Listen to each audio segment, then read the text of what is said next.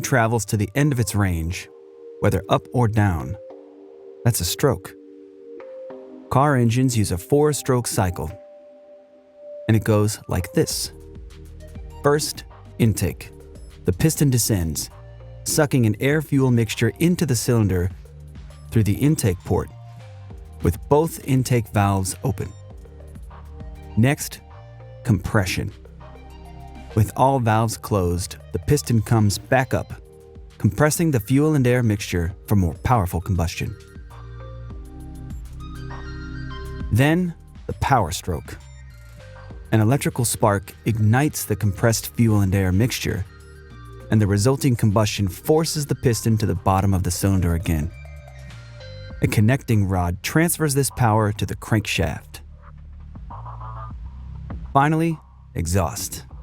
The piston comes back up, pushing the spent mixture out through open exhaust valves and the exhaust port, connecting multiple pistons. For smooth power delivery, pistons take turns firing. The firing order for this engine is 1, 3, 4, 2. Camshafts with specially shaped cams push spring-loaded valves open in turn.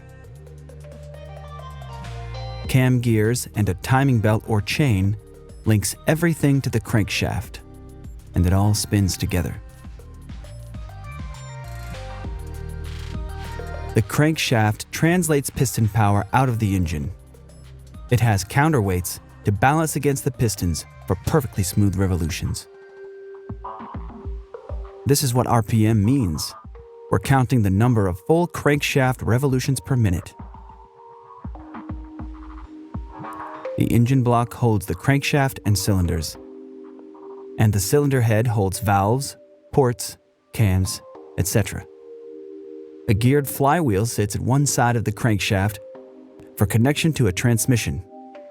It's also where the starter connects to the system. This engine has 4 cylinders arranged in a single row, but there are many other possible configurations, like 6 cylinders with 3 on each side, angled in a V-shape, or 8. Despite different design goals, the basic engine parts are all there.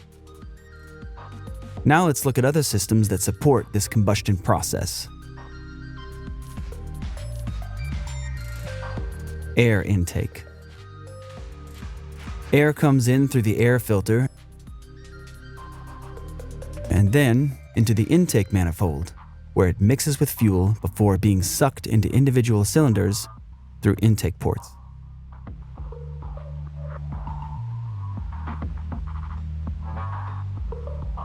Fuel. The fuel pump carries gas from the tank through a fuel filter to the engine, where fuel injectors emit a precisely timed spray of gas into the intake port.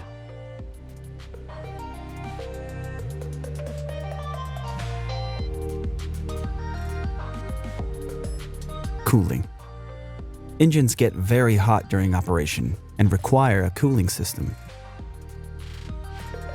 Coolant channels around the cylinders and through the cylinder heads carry a special liquid called antifreeze to keep temperatures within safe operating range. It's called antifreeze because it won't freeze in icy weather. After cooling hot engine parts, coolant circulates through the radiator.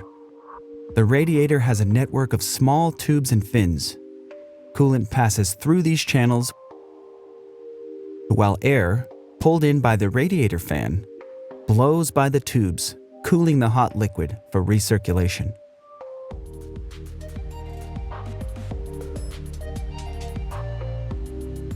A water pump keeps the coolant system flowing and properly pressurized. The thermostat regulates coolant temperature by either routing coolant back through the engine or to the radiator for further cooling. Electrical. The spark plug delivers the electrical spark that ignites the fuel-air mixture for combustion. The metal core is insulated from the outer metal casing with porcelain. The spark jumps between these conductive surfaces.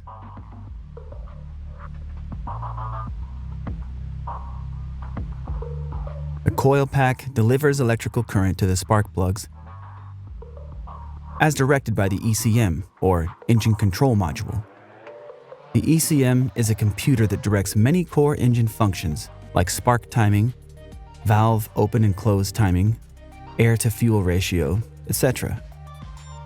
The alternator works like a power generator, converting the engine's mechanical energy into electricity to charge the battery or run other electrical systems while the engine is running. The battery provides power to the starter for engine start. Oil. Motor oil is used to lubricate, clean, prevent corrosion, improve sealing, and cool the engine by carrying heat away from moving parts. Rings around the top of the piston head keep oil out of the combustion process, while otherwise allowing the cylinder to be lubricated. Oil galleries are channels through the engine block and cylinder head that carry oil to various engine parts.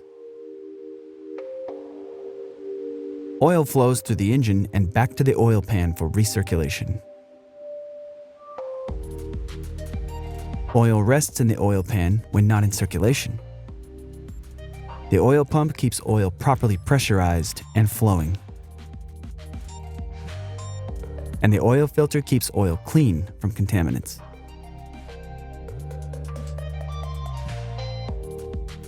Exhaust.